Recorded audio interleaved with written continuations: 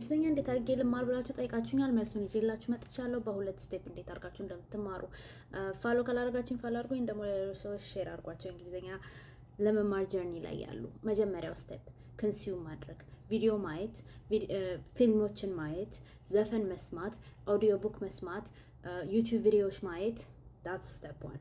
ኮንሱም ስታደርጉ ጭንቅላታችሁን ትሬን እያደረጋችሁት ነው ፎር ዳት ላንጉጅ።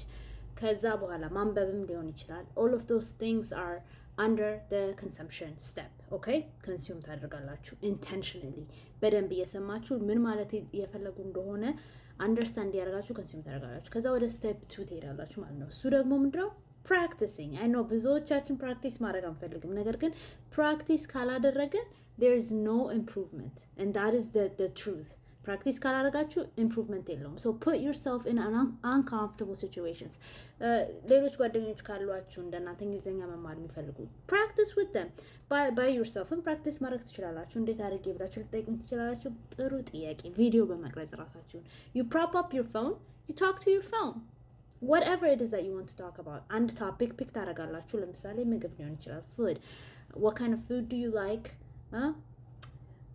How do you make that food? You know, anything that you can talk about that topic, you just talk to your phone. That is how you're going to practice if you don't have a practice partner.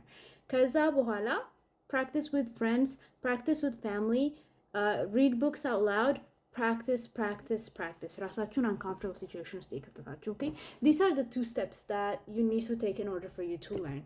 Intentionally consume madreg, intentionally practice madreg. That's it. The more you do it, the better you're going to get. That's just it. There's no other way around it. Okay, you guys. I hope this was helpful. Like, share, comment, and bye.